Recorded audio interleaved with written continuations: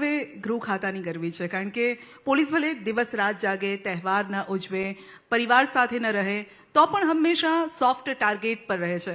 વિરોધીઓ કેમ વરસવાનું ચૂકતા નથી? તમારા બધાનો સૌથી ગમતો વિષય આવી ગયો છે. ચર્ચામાં છે અત્યારે એટલે. જો હું એવું માનું છું બેન, એક પરિવારમાં 5 ભાઈઓ હોય ને, 5 ભાઈનું એક પરિવાર હોય ને, તો એ 5 ભાઈના ગુણ એક સરખા નથી હોતા. 5 ભાઈના સ્વભાવ એક સરખા નથી હોતા. પરંતુ કોઈ એક ભાઈ કઈ ભૂલ કરે અને તમે 4 ભાઈઓને જો બદનામ કરો તો એ બી યોગ્ય ના ગણાય. બીજી વસ્તુ કે તમે ઘરની બહાર નીકળશો એટલે રસ્તા પર જોશો તો વાહન ચેકિંગમાં કોણ હશે? તો પોલીસ દેખાશે. આગળ ટ્રાફિક સિગ્નલ પર તમે જોશો, ભલે ઘરથી આપણે 9 વાગે નીકળવાનું હતું, 9:15 નીકળશો અને આપણે ટ્રાફિક સિગ્નલ પર 2 મિનિટ ઊભું રહેવું પડે, તો આપણે શું લાગે કે આ પોલીસવાળો અહીંયા ઊભો છે તોય મારે 2 મિનિટ ઊભું રહેવું પડ્યું. તમે જ્યાં બી આખા દિવસમાં જશો, સૌથી વધારે વિઝિબલ કોણ હોય?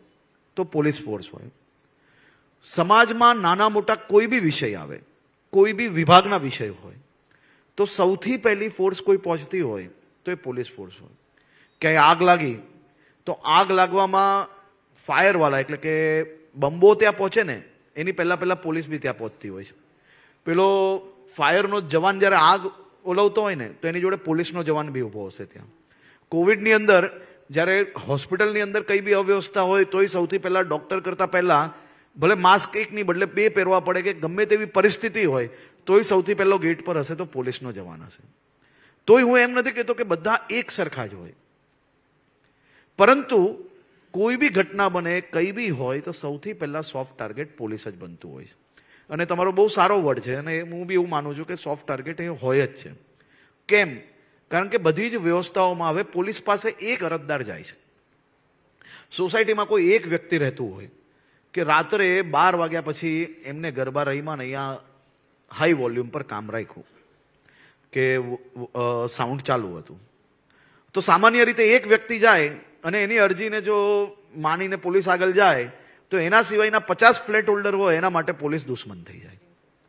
પોલીસ એક એવું ડિપાર્ટમેન્ટ છે કે જેમાં કોઈ બી અરજદાર કોઈને બી ન્યાય અપાવવાનો હોય તો એકને ન્યાય અપાવવાનો હોય તો 4 સામે ગુનેગાર બનતા જ હોય. તો ગુનેગારને હંમેશા એવું જ લાગતું હોય છે કે મારી પર આ ખોટું થઈ રહ્યું છે, મારી પર કેમ કોઈ કંઈ કરે. એટલે આ ઘટના પોલીસ હંમેશા સોફ્ટ ટાર્ગેટમાં રહ્યું છે. પરંતુ અહીંયા બેઠેલા સૌ લોકોએ ખાલી એટલું વિચારવું જોઈએ કે આપણા ઘરમાં જ્યારે આપણે દિવાળીના દીપ પ્રગટાવીએ છીએ ને ત્યારે આજ ગુજરાત પોલીસના જવાનો અંધારામાં નાઇટ કોમ્બિંગ કરતા હોય છે, નાઇટ પેટ્રોલિંગ કરતા હોઈએ છે, ત્યારે જ આપણું રાજ્ય આજે બી આટલું સુરક્ષિત છે. મારે નેતાગીરી કરવી હોય ને અને હમણાં લોકોમાં વાહ કરાવી લેવી હોય તો હું દરરોજ સ્પીચમાં એમ જ કહીશ કે તને આ કાલે સસ્પેન્ડ કરી લઈશ, પરમ દિવસે આમ કરી લઈશ, રોડ પર ઊભા બરાબર નહીં રહેશો તો આમ કરી લઈશ. પણ એ ચેલેન્જીસ શું છે? એ ચેલેન્જીસનું નિરાકરણ શું છે? એ કરવું ને એ સૌથી મોટી ચેલેન્જની વાત છે. બાકી તમારે હા આ તે આરોપ લગાડવા, આરોપની પાછળ તમે કોઈ પ્રૂફ માંગો ને, દરેક આરોપના પ્રૂફ તમે માંગતા નથી. એટલે આરોપ લગાડવા અલગ વસ્તુ છે, પણ આરોપની સામે જઈને સાચી હકીકત જાણીને એનું રિઝલ્ટ લાવવું ને એ જ દુનિયામાં સૌથી ચેલેન્જિંગ કામ હોય છે. અહીંયા બેઠેલા સૌ લોકો એના સાક્ષી હશે. આ વર્ષે નવરાત્રી કેટલા વાગ્યા તક તમે લોકોએ રમી? હા,